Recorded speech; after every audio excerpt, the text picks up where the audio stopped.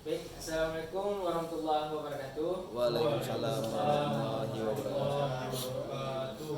Semoga kita bisa belajar dengan semangat dan apa yang disampaikan bisa tersampaikan. Perkenalkan, sebelumnya nama saya Farizal Fadil. Saya mahasiswa Universitas Negeri Padang, jurusan Teknik Otomotif. Jadi di sini kita akan membahas mengenai kurikulum merdeka. Sebelumnya, kurikulum merdeka didefinisikan sebagai kurikulum dengan pembelajaran intrakurikuler yang beragam, di mana konten akan lebih optimal agar peserta didik memiliki cukup waktu untuk mendalami konsep dan menguatkan kompetensi. Jadi di sini dapat kita pahami bahwa dalam kurikulum merdeka siswa tidak dituntut untuk hanya belajar di dalam kelas, namun di luar kelas juga akan dituntut untuk dapat memahami dan menerapkan nilai-nilai yang dipelajari di dalam kelas, sehingga untuk waktu dalam pembelajarannya lebih fleksibel.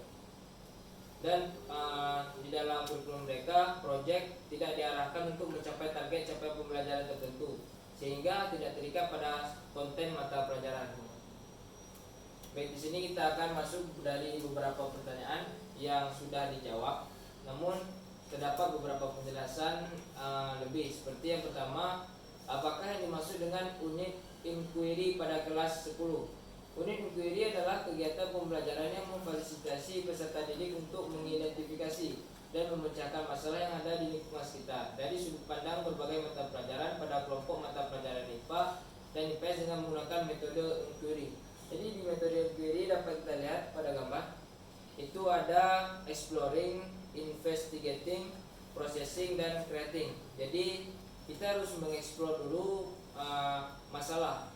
Jadi siswa dituntut untuk mencari masalah seperti itu. Maksudnya masalah yang dialami atau masalah yang ditemukan di dalam kehidupan, kemudian di investigating atau dicari tahu mengapa masalah itu bisa timbul, lalu diproses.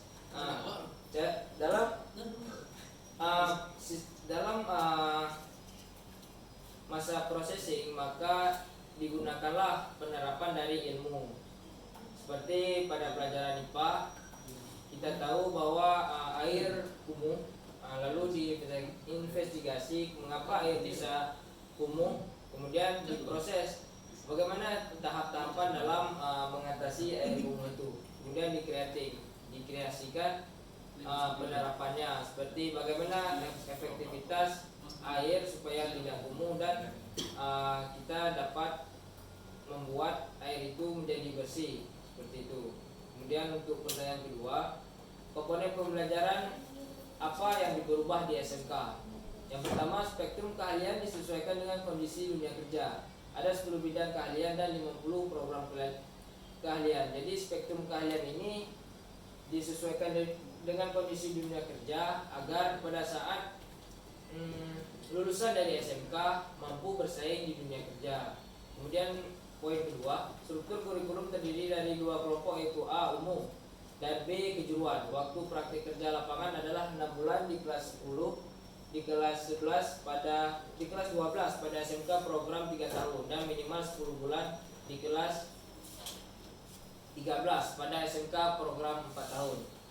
Nah, waktu praktik pada kurikulum merdeka memang sengaja dibuat lebih lama dibanding pada kurikulum 2013, di mana pada kurikulum 2013 hanya terdapat 3 bulan untuk kelas 12 pada SMK. Kemudian pada poin ketiga, pembelajaran boleh disampaikan dengan menggunakan sistem blok dengan model belajar project based learning dan proporsi jam pelajaran yang disesuaikan dengan program keahlian. Jadi di dalam kurikulum mereka, siswa dituntut untuk mampu belajar secara project based learning, di mana di dalam project based learning siswa harus dapat belajar dari masalah yang ada, seperti program keahlian otomotif. Jadi siswa terlebih dahulu harus mengidentifikasi masalah seperti seperti motor yang berebut. Jadi harus diketahui dulu mengapa bisa berebut motor tersebut, kemudian baru diselesaikan masalah itu. Dan proporsi jamnya disesuaikan dengan pelajaran. Apabila pelajarannya tingkat lebih tinggi, maka jam prakteknya akan lebih lama juga.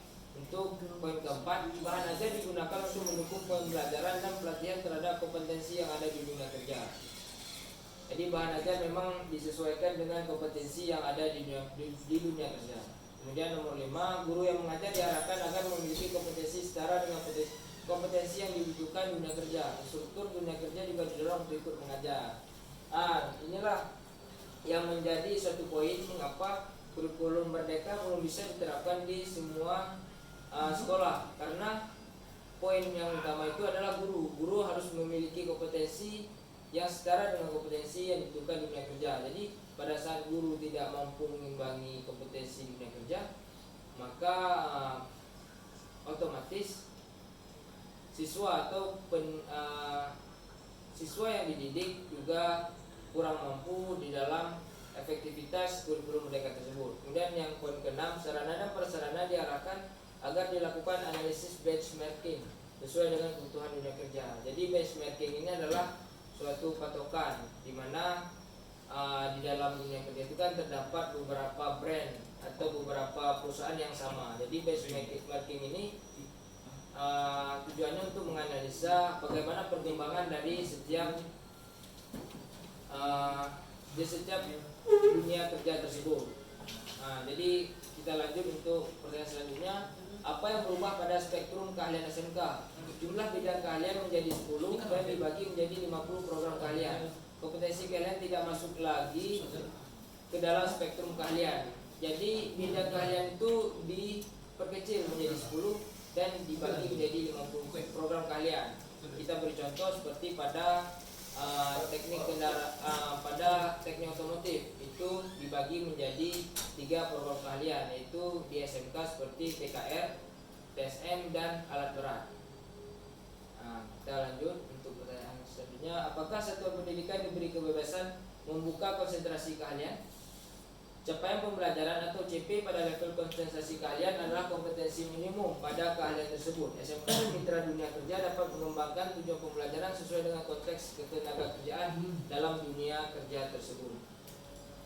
Baik, di sini capaian pembelajaran yaitu apa yang dicapai oleh siswa harus sesuai dengan konteks ketenagakerjaan dalam dunia kerja, karena di mana seharusnya pendidikan harus dapat menyesuaikan diri dengan perkembangan teknologi. Apalagi di teknik otomotif itu perkembangan teknologinya terlalu cepat sehingga SMK atau guru merasa kewalahan di dalam mengejar teknologi tersebut. Namun itu tidak menutup kemungkinan siswa dapat belajar secara aktif. Dalam artian siswa harus mampu mencari tahu bagaimana perkembangan dunia luar, dan itu bisa disiasati melalui online karena kita lihat Google pun sudah banyak. Jadi siswa tidak hanya terpaku dari materi yang diberikan oleh guru. Itu harapan di dalam capaian pembelajaran. Kemudian selanjutnya, apa yang berubah pada struktur kurikulum SMK? Struktur kurikulum pada SMK berubah pada mata pelajaran. Mata pelajaran semula diorganisasikan dalam 3 kelompok.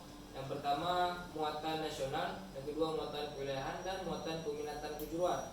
Disederhanakan menjadi 2 kelompok, yaitu yang pertama kelompok umum adalah kelompok mata pelajaran yang berfungsi membentuk peserta didik menjadi pribadi utuh sesuai dengan fase perkembangan berkaitan dengan norma-norma kehidupan, baik sebagai makhluk yang berketuhanan yang Maha Esa, individu sosial warga negara Kesatuan Republik Indonesia, maupun sebagai warga dunia. Itu kelompok umum ini erat kaitannya dengan proyek penguatan profil Pancasila. Kemudian selanjutnya kelompok kejuruan adalah kelompok mata pelajaran yang berfungsi membentuk peserta didik sebagai individu agar memiliki kompetensi sesuai kebutuhan dunia kerja serta ilmu pengetahuan, teknologi, seni, dan budaya. Selanjutnya, apa yang dipelajari di mata pelajaran informatika?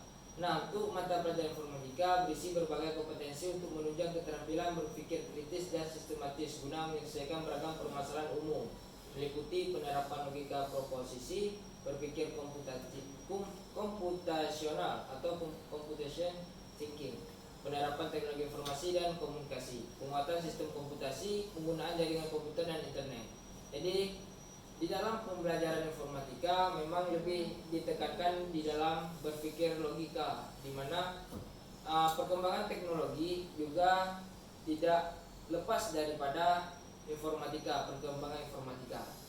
Jadi informasi yang terus berkembang, penerapannya harus digitalisasi seperti itu. Kemudian untuk soal selanjutnya, apa yang dipelajari di mata pelajaran proyek ilmu pengetahuan alam dan sosial?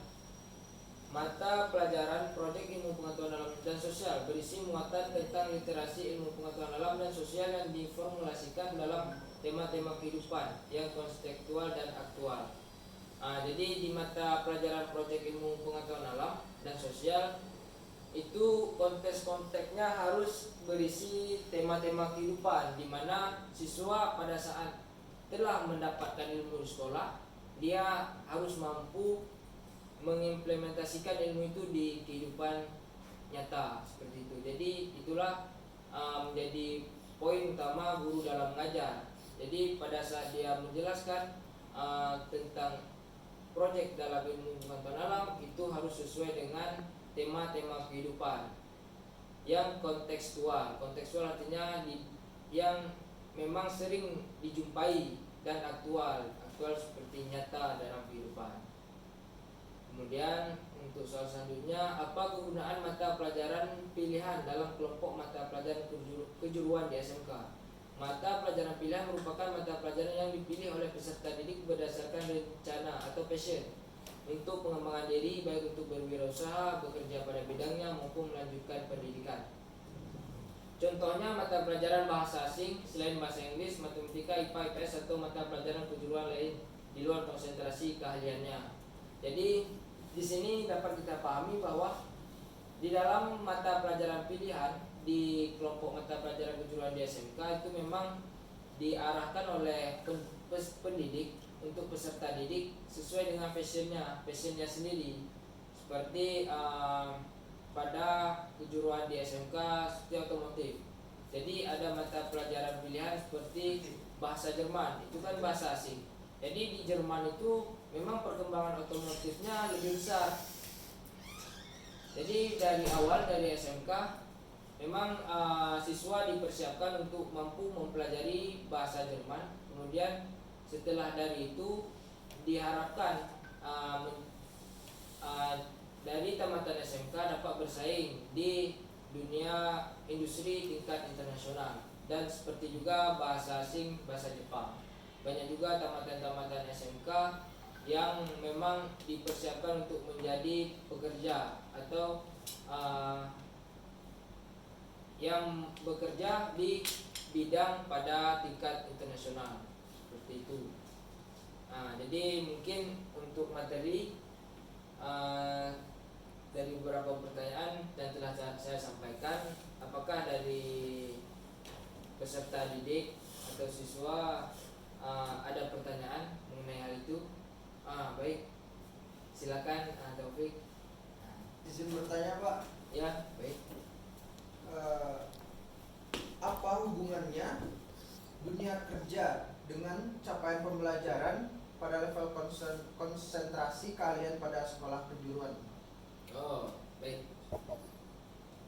Jadi hubungan capaian pembelajaran dengan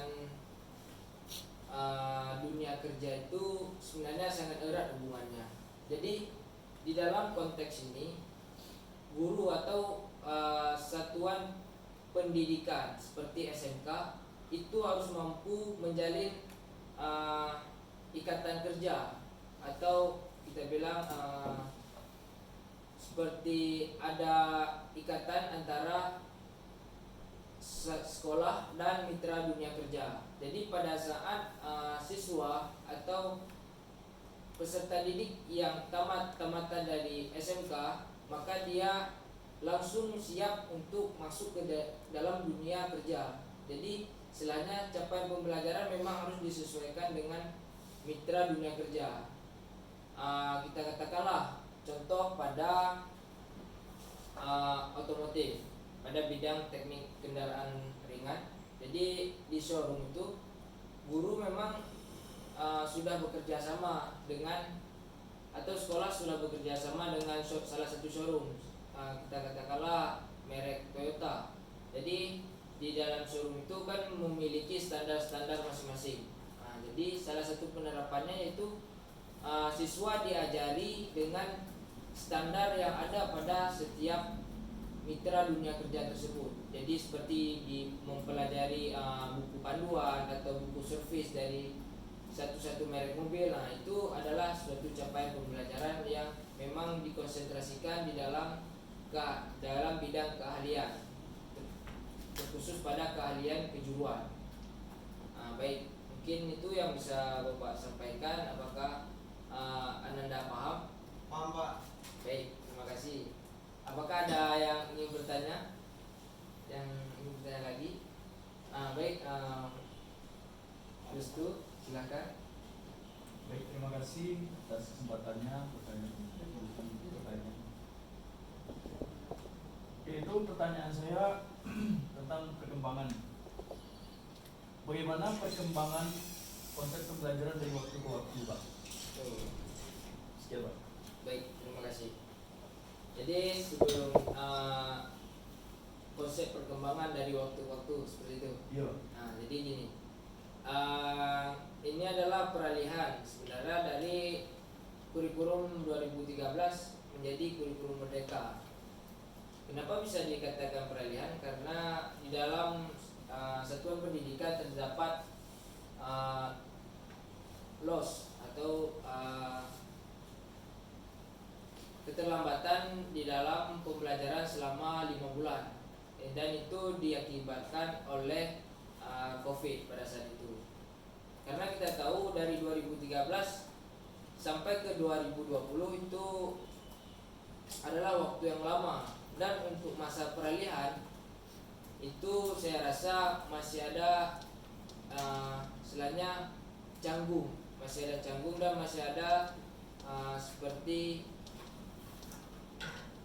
banyak pertanyaan yang timbul akibat dari peralihan ini, karena banyak juga yang belum siap, termasuk dari satuan pendidikan maupun dari guru itu sendiri.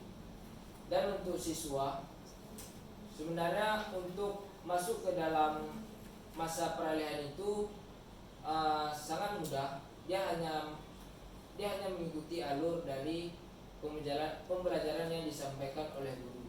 Namun untuk peralihan ini yang harus sangat berkompeten di dalam pemahaman memang diharapkan dari satuan pendidikan tersebut. Jadi untuk fase-fase peralihan kurikulum atau fase pendidikan ini memang rentan terjadi di Indonesia khususnya, karena kita lihat perkembangan dari pendidikan di Indonesia mungkin sangat sedikit. Hal ini tidak menutup kemungkinan karena sarana dan prasarana yang disediakan itu tidak mampu menunjang dari hasil pembelajaran. Karena seperti kita tahu, teknologi yang ada di Indonesia sangat jauh tertinggal dengan teknologi yang ada di dunia atau di negara-negara maju lainnya, seperti itu. Dan untuk masa peralihan ini memang diharapkan ketersediaan suatu satuan pendidikan sehingga dapat menjadi peralihan kurikulum merdeka yang efektif dan mampu menjalankan poin-poin yang memang harus tercapai di dalam suatu proses pembelajaran, seperti itu. Mungkin itu yang bisa saya sampaikan. Apakah Ananda paham? Paham sekali, Pak. Baik, terima kasih Ananda, dan terima kasih kepada seluruh rekan-rekan yang telah bersemangat untuk pembelajaran hari ini. Apakah ada pertanyaan lain? Saya rasa tidak ada. Baik, semoga apa yang saya sampaikan dapat diulang di rumah agar menjadi ilmu yang bermanfaat. Baik, saya akhiri untuk pertemuan kali ini. Saya ucapkan terima kasih dan mohon maaf atas kekeliruan yang saya sampaikan. Saya akhiri, wassalamualaikum warahmatullahi wabarakatuh. Waalaikumsalam.